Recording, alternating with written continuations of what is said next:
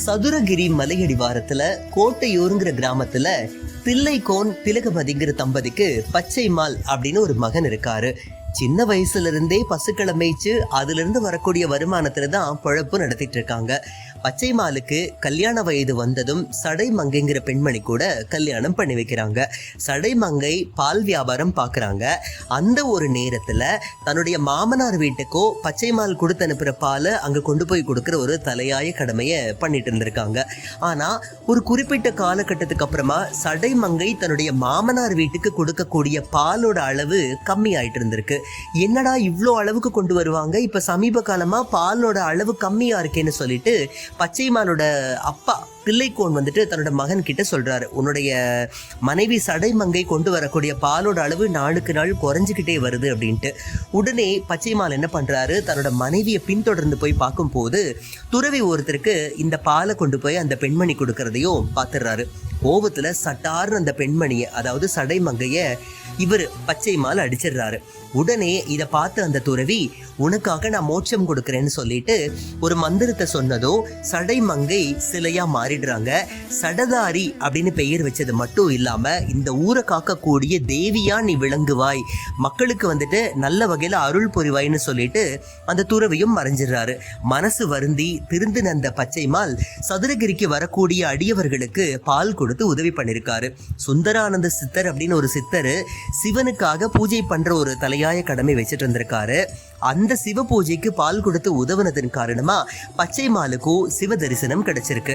அதே மாதிரி இன்னொரு விஷயம் இருக்கு. அது என்னன்னு கேட்டீங்கன்னா, ஒரு வியாபாரி சிவன் பெருசு அப்படின்னு சொல்றாரு. ஆனா அந்த வியாபாரியோட மனைவி யாரு, பார்வதி அப்படிங்கிற பெண்மணி வந்துட்டு சொல்றாங்க, என்னுடைய விஷ்ணுதான், அதாவது ஸ்ரீனிவாச பெருமாள் தான் பெரியவர் அப்படின்னு சொல்றாங்க. கடைசியில சிவன் பெருசா விஷ்ணு பெருசாங்கிறத நாம தவம் இருந்து முடிவு பண்ணிக்கலாம் அப்படின்னு பண்றப்போ சிவபெருமான் காட்சி கொடுக்கிறாரு அந்த வியாபாரிக்கு. அப்போ அந்த வியாபாரி வந்து சொல்றாரு, ஐயன் சிவபெருமானே, தாங்கள் தான் இந்த உலகிலேயே பெரியவர் அப்படின்னு சொல்லிட்டு என்னுடைய மனைவி கிட்ட நீங்க சொல்லணும்னு அன்போட கேட்டுக்கிறாரு.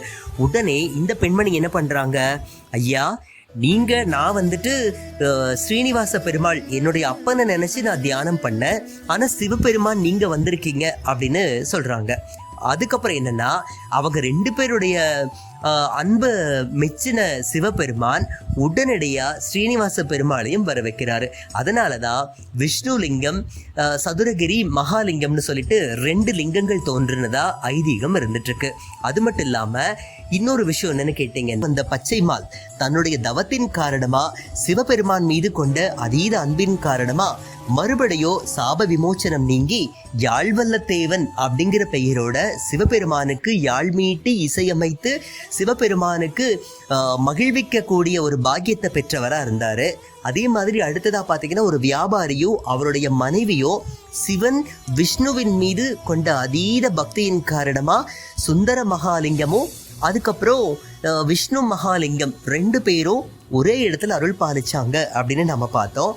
இந்த சதுரகிரி மலையை பொறுத்த வரைக்கும் இன்னும் சிறப்புகள் இருக்கு. அது என்னன்னு கேட்டீங்கன்னா, பிலாவடி கருப்பசுவாமி, வெள்ளை விநாயகர், ராமதேவர், போகர், இன்னும் இது மாதிரி இன்னும் பல சித்தர்கள் இங்க வந்து தரிசனம் பண்ணிருக்கிறாங்க, சிவ பூஜை செய்திருக்கிறாங்கன்னு சொன்னா அது மிகையாகாது.